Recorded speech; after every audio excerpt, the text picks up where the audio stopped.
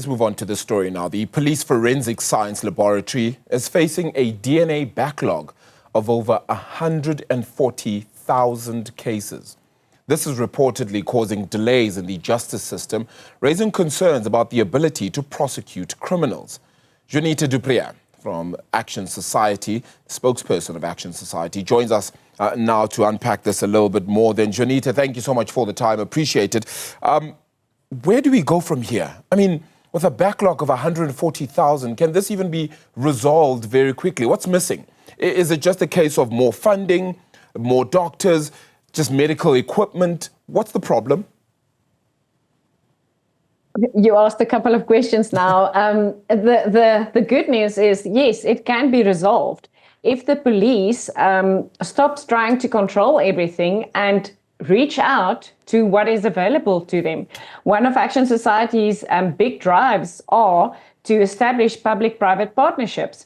There are many private laboratories with all of the equipment, with all of the expertise, with everything we need to process the forensic evidence that we need. So why is that not happening? We don't know. We actually set up a whole plan for them on how it will work. The only thing they have to do is to implement it. But for some reason, it is not happening. And we think it is because in South Africa, the government prefers to keep the police on a national level and not prioritize it to local police and because it differs in every place. But if we make it smaller, give control in smaller places, then we can already make big steps in solving the crisis. But the big problem is the laboratories are falling apart. This is what the DNA board now said to the portfolio committee of police. Despite assurances since 2020, when we first started asking about this, that yes, that everything will be done, there will be a bigger budget, and there was a bigger budget. It's mismanaged. It's not implemented as it should. Contracts are expiring. Everything is falling apart. Yeah, that doesn't sound like the only department where we're seeing a lot of mismanagement and roles of funding not perhaps being used correctly. So if this is the case, then is this to say that if public-private partnerships were used effectively and more cohesively as they should have been, that we'd be able to solve this in how long? A year? 2 years? Well, if it works properly, then it's not like in movies where you hand it in and within an hour you have the results, but at least it will start processing. For now, it's grinded to a halt. It is difficult because in the past, we have also learned, and this was when Bheki Cele was the minister, we caught him out so many times. He was lying about the backlog, of the extent of it. Now the DNA board has given us the 140,000. It is difficult to say how soon it can be fixed if we only rely on the state's laboratories. Yeah. But if we go the public-private partnership route, it can be much faster. And it also depends how many of these laboratories are employed. Because there are many available at universities and other private institutions. It is available.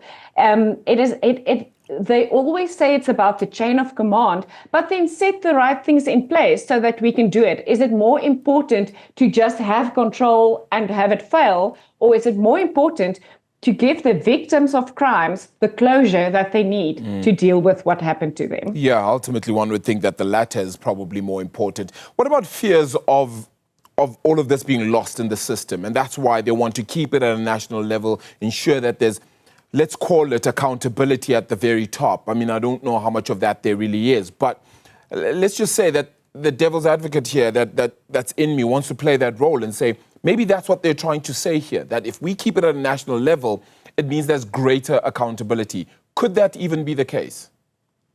I don't think so, because there is no accountability at the moment.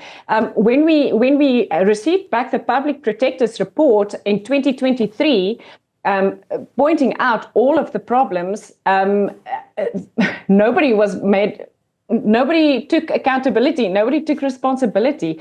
We still don't have the solutions to the problems that was identified 2 years ago, even further ago than that.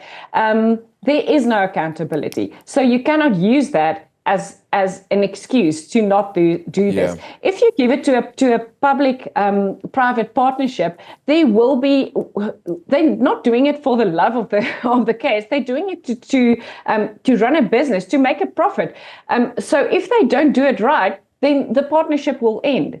So why would you run your business and not be accountable for what you do?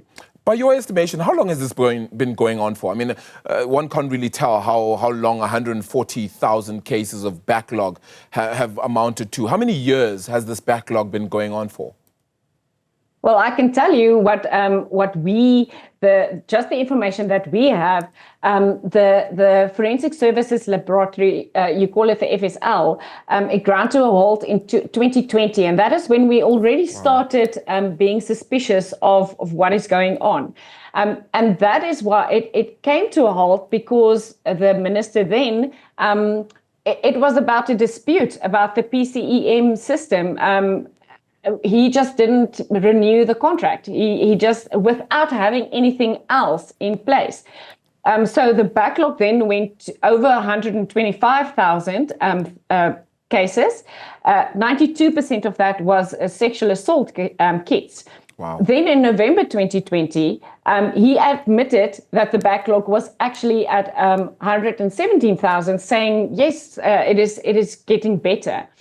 But then again, in December, a month later, it was 142,000. A year later, the head of the FSL confirmed that it's at 172,000 and that nothing had been processed for the previous 2 years. But then when we asked some more questions, in Apaya, it came out that the backlog actually stood at 241,000. Wow. So we have different, in July 2021, it was more than 300,000. So that's why I said, do we believe all of these numbers? Because those are the numbers that the police gave to us. Now the DNA board says it's 140,000, which sounds better if you compare it to those numbers, but we had to find out. It was never a straightforward answer. We had to find it by really digging. 140,000 is less, but it is still a lot. And that is why we have cases going on for 3.5 years. And every time it's postponed, the reason is forensic evidence outstanding. So ultimately from here then, it means long-term, we also have a struggle in this country. I mean, the long-term consequences when it comes to criminal justice, solving cases and the like, is also going to be a tedious case. It's going to go on for a very long time then. Definitely, and also if we look at the repeat offender rate in South Africa, it's at 95% or higher. So if we have the proper processing, then you have the DNA and you can link these repeat offenders to cases much sooner. As soon as they are arrested for something else, you can see, oh, but they were also connected to this case, and take them off the street so they cannot do this anymore. But instead, they just roaming the streets, everybody can do whatever they want, there's no consequences, and it is the victim that gets that need to take the consequences time and time and time again. They are the only ones who ever feel negativity. It certainly is the case. We're bringing this to light because it's important.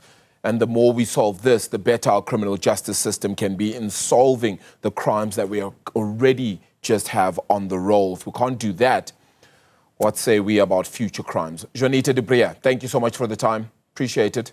Action Society spokesperson there joining us as we just unravel the DNA backlog that currently exceeds, at the very minimum, 140,000 cases, which of course threatens South Africa's criminal justice system.